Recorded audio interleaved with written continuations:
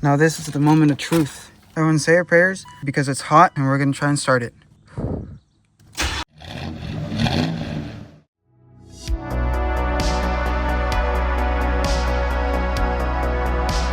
This here is the guy's C4. As you can see with the issue I'm having, we've narrowed it down to two systems at fault. Number one, why am I not getting fuel? Number two is the VATS issue, specifically code 46. Now code 46 disables the fuel. If the car thinks that I'm a thief and that I'm not using the original key, it will disable fuel. Why is this happening when it's hot? I don't know, but that's something that we're going to tackle first, because I have two fixes here that could fix the issue. Number one, $600 fuel rehaul. New injectors, new fuel filter, new gas. Number two, 2-cent resistor that matches the key's resistance and bypasses the VATS system. Now, if that 2-cent fix fixes our issue, we wouldn't have a $600 hole in the bank, only a 2-cent one, which is why I'm going to try that first. This is the original key. This is the only pair of keys I have. The other one got destroyed in a landscaping accident. I'll keep it like that. So that is the resistor. And what this does is the car will read the resistance on this chip. And if it matches what's set up in the computer, then it should turn off the VAT system. But sometimes these readers break. It's a 40-year-old system. It was prone to breaking from the beginning, so a lot of people bypass it. I'm doing this just right now to eliminate that out of the question. Make sure that's not the reason that we have a no start condition. I also have a Noid light that will hook on the injectors later, but let's test this key first. We'll copy the resistance. I'll show you we have like a kit and we'll go from there. What resistance is, in short, if I take voltage from one side to the other and I apply, let's say 5 volts, I should get 5 volts from here to here. What resistance does is it applies resistance to the circuit, meaning that instead of getting 5 volts from here, 5 volts to here, I'll actually get, say it's a 2-volt resistor, I'll get 3 volts here. So it's like addition, subtraction pretty much. And that's how this system uses the VAT system to authenticate the key. I should be glad that I have this system, not the digital one they came out in the early 90s. Because that one had frequencies, password exchange, all the digitals that are way harder to bypass. But this should be pretty easy. Let's get it done. Set it up to resistance.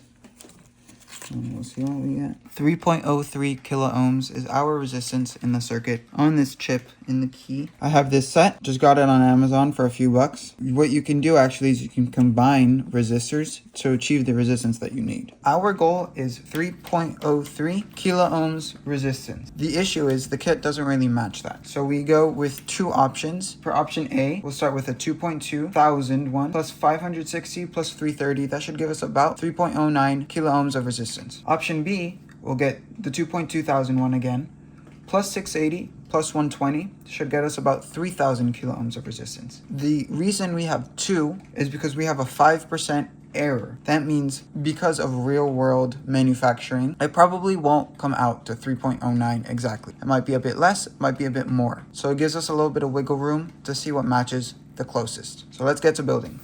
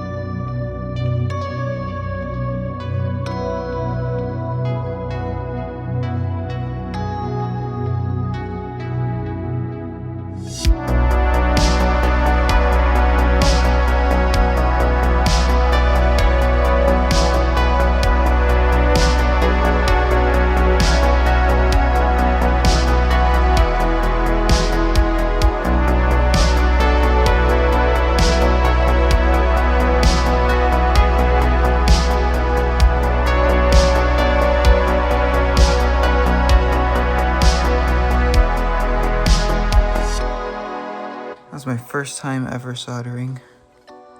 It's a lot harder than welding, I'll tell you that. Let's check it out, make sure my connections are good. That's perfect. I don't think we even have to do another one. Great. Let me just clean this up a bit. Why don't we go inside the car now? We'll find those two wires I have to bypass. Okay, let me show you what I see.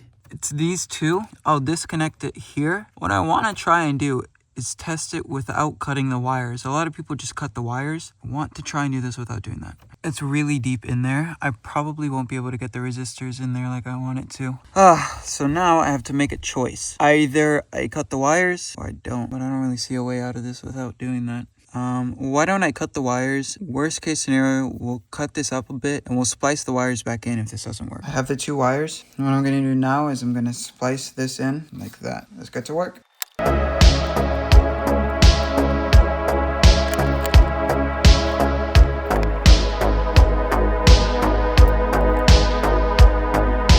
It's definitely really fragile right now. It's not how I would want to leave this, but let's at least test it out for now.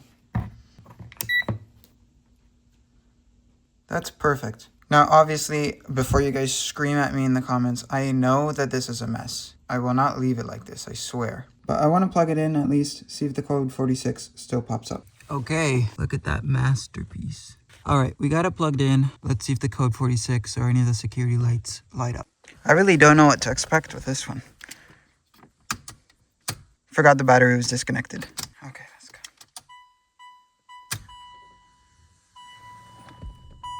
No security light. Okay, this will either crank or it won't. Okay, hold on. We still have the engine light. Sounds mean. Okay, I'm gonna let it idle. We'll wait for it to get warm and we'll retry it.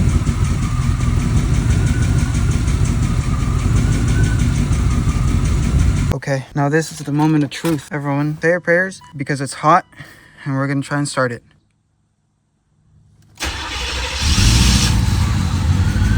Hey! Oh! Okay, hold on, it's working. Yo, it worked. Oh my God. Okay, we're gonna let it run. Okay, oh my God. Guys, I wasn't expecting this. We did it. I think we actually did it. Okay, next step is to take it for a drive, but I have to wait for the weather to get a little bit nicer since I don't want to get wet. So I have some disappointing news. Filled all the tires with air. I was about to take it out. Go to crank it, nothing. I mean, it cranks, it just doesn't start. So we're gonna check the injectors now with the Noid light. Gonna make sure that VATS is not the issue. I pulled the code right now. I don't know what the engine light was on. It just flashes 12, which is basically no code. Like 12 is the control, so you'll always see a code 12. But it's supposed to flash 3 times, and then the actual codes go, and then it'll do code 12 again 3 times. Nothing now, just code 12. So I got my Ghostbusters gear. Time to start chasing ghosts. Okay, we're gonna watch if that lights up. I can't really tell. What we're gonna do is I'm gonna turn off the lights. It's not supposed to flash super bright. We got nothing. Let me check another one.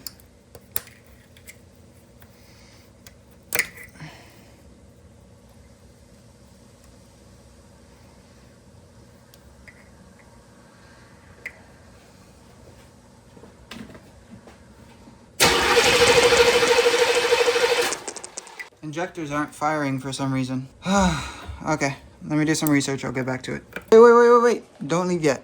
I figured it out. So, I hooked up the Noid light. We saw it didn't really flash. At least to me, it didn't look like it was flashing. But, I ignored that. And I checked for spark. So I took one of the boots out. I took one of the spark plugs out. And I, did all the things to check for spark. And a guy did not have spark. I remembered, hey, I have that battery terminal on the distributor that was cracked, and I hotwired it just for the moment, see if that was the issue. All I have to do, listen, I don't know if you can hear it, but you probably can't. But relay clicks on when I move it a little bit. So I had my mom, thank you mom, I had my mom start the car while I was holding that battery wire, I know, it's a little sketch, and it started, and I moved it, a little smidge, and it turned off again. So I think we're still good. I'm sorry. It's developing as we speak. Another issue.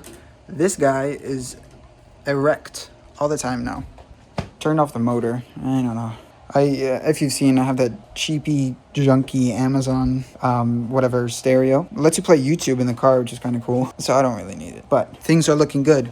The only issue is, I think I'm going to have to end this video here because that connector only gets here from Summit on Friday, I think.